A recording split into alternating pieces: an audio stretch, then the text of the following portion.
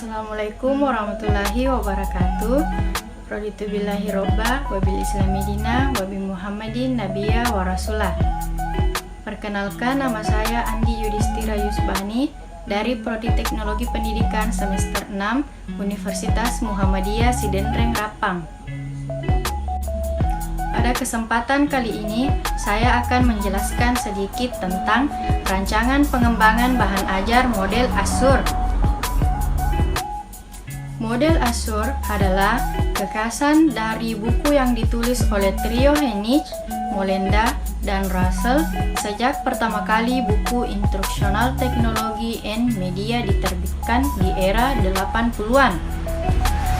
Hingga sekarang, buku ini telah mencapai edisi ke-8 dengan perubahan judul, struktur buku, dan para penulisnya menjadi buku Instructional Technology and Media for Learning. Model Azure ini tetap dipertahankan sebagai gagasan dari buku yang bertema teknologi pembelajaran. Azure terdiri atas 6 tahap seperti rumusan kata itu sendiri. Setiap huruf mempunyai arti, yaitu A. Unleash Learners, S. State Standard and Objective, S. Select Strategies, Teknologi, Media and Materials, U. Utilize Technology, Media and Materials, R. Require Learner Participation, E. Evaluate and Revise. Saya akan menjelaskan 6 tahap model pembelajaran Azure. Yang pertama itu Unleash Learners. Tahap pertama adalah menganalisis pembelajar. Pembelajaran biasanya kita berlakukan kepada sekelompok siswa atau mahasiswa yang mempunyai karakteristik tertentu. Ada 3 karakteristik yang sebaiknya diperhatikan pada diri pembelajar, yaitu yang pertama karakteristik umum. Yang termasuk karakteristik umum adalah usia, jenis kelamin, tingkat pendidikan, pekerjaan, etnis, kebudayaan, dan faktor sosial ekonomi. Karakteristik umum ini dapat digunakan untuk menuntun kita dalam memilih metode, strategi, dan media untuk pembelajaran. Sebagai contoh, jika pembelajar memiliki kemampuan membaca di bawah standar, akan lebih efektif jika media yang digunakan adalah bukan dalam format tercetak.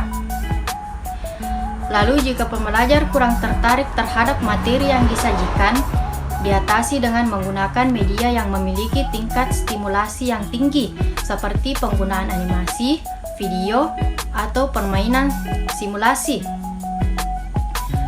Lalu pembelajar yang baru pertama kali melihat atau mendapat konsep yang disampaikan, lebih baik digunakan cara atau pengalaman langsung. Bila sebaliknya, menggunakan verbal atau visual saja sudah cukup. Dan jika pembelajar heterogen, lebih aman bila menggunakan media yang dapat mengakomodir semua karakteristik pembelajar, seperti menggunakan video atau slide PowerPoint. Karakteristik yang kedua, spesifikasi kemampuan awal. Berkenan dengan pengetahuan dan kemampuan yang sudah dimiliki pembelajar sebelumnya, informasi ini dapat kita peroleh dengan memberikan entry test atau entry behavior kepada pembelajar sebelum kita melaksanakan pembelajaran. Hasil dari entry test ini dapat dijadikan sebagai acuan tentang hal-hal apa saja yang perlu dan tidak perlu lagi disampaikan kepada pembelajar. Karakteristik yang ketiga itu gaya belajar. Gaya belajar timbul dari kenyamanan yang kita rasakan secara psikologis dan emosional saat berinteraksi dengan lingkungan belajar. Karena itu, gaya belajar siswa atau mahasiswa ada yang cenderung dengan audio, visual, atau kinestetik. Berkenan gaya belajar ini, kita sebaiknya menyesuaikan metode dan media pembelajaran yang akan digunakan. Kita masuk pada tahap kedua, yaitu State Standard and Objective. Tahap kedua adalah merumuskan standar dan tujuan pembelajaran yang ingin dicapai. Standar diambil dari standar kompetensi yang sudah ditetapkan. Dalam merumuskan merumuskan tujuan pembelajaran, hal-hal yang perlu diperhatikan adalah yang pertama, gunakan format ABCD. A adalah audiens, siswa atau mahasiswa yang menjadi peserta didik kita. Instruksi yang kita ajukan harus fokus kepada apa yang harus dilakukan pembelajar, bukan pada apa yang harus dilakukan pengajar. B adalah behavior, kata kerja yang mendeskripsikan kemampuan baru yang harus dimiliki pembelajar setelah melalui proses pembelajaran dan harus dapat diukur. C adalah condition, kondisi pada saat performa pembelajar sedang diukur.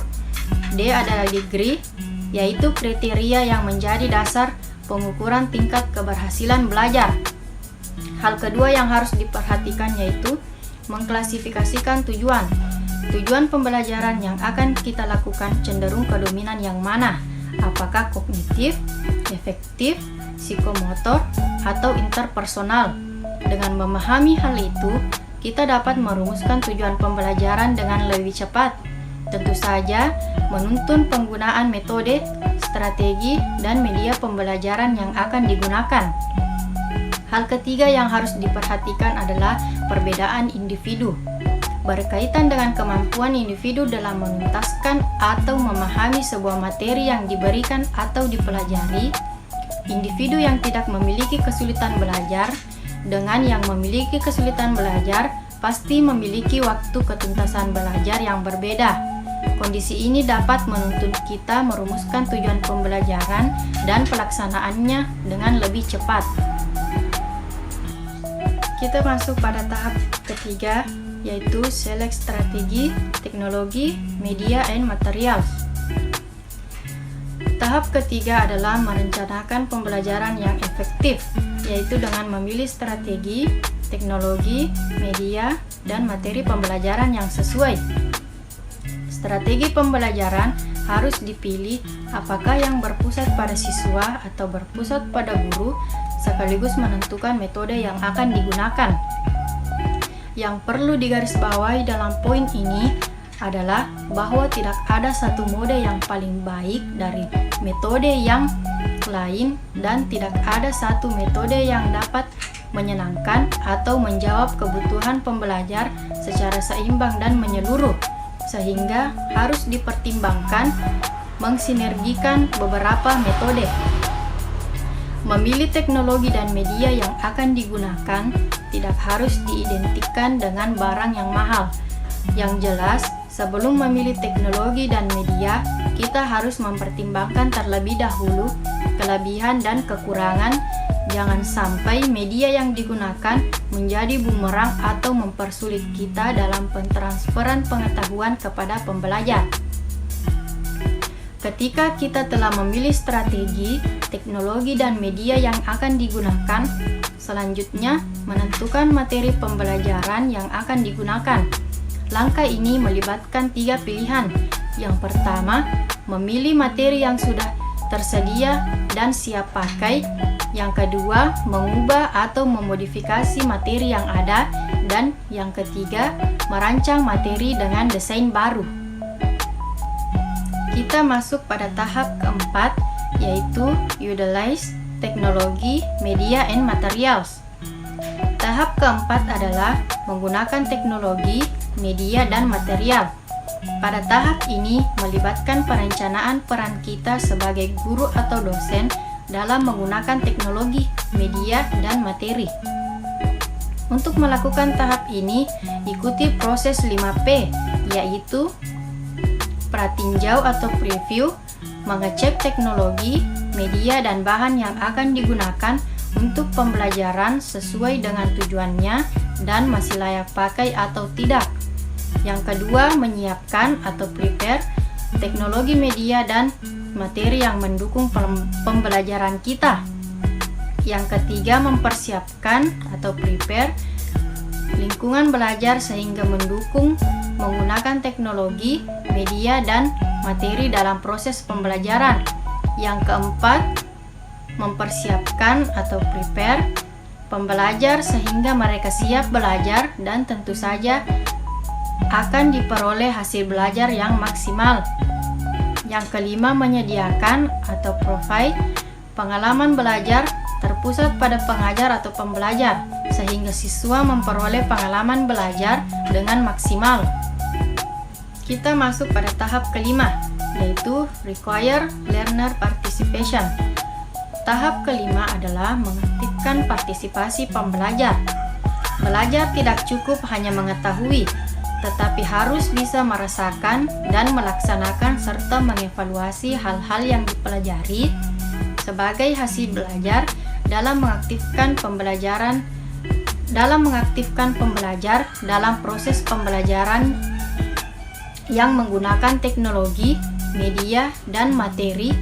Alangkah baiknya kalau ada sentuhan psikologisnya, karena akan sangat menentukan proses dan keberhasilan belajar.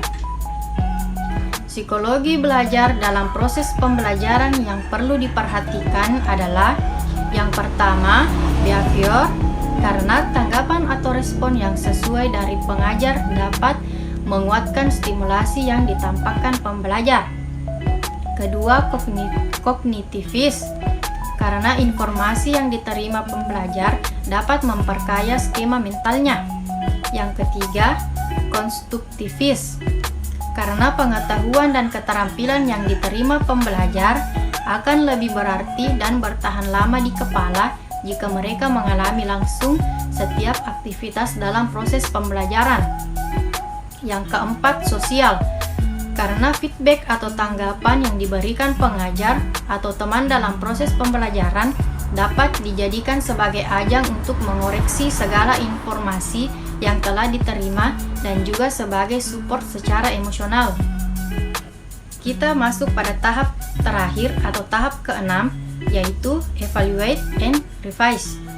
Tahap keenam adalah mengevaluasi dan merevisi perencanaan pembelajaran serta pelaksanaannya.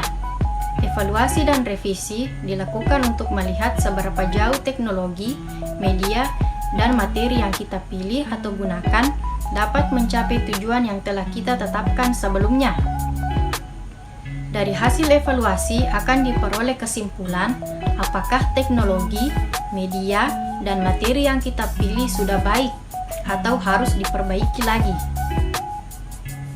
Sekian yang dapat saya jelaskan, semoga bermanfaat bagi kita semua. Lebih dan kurangnya mohon dimaafkan. Billahi fisabilil haq, fastabiqul khairat. Wassalamualaikum warahmatullahi wabarakatuh.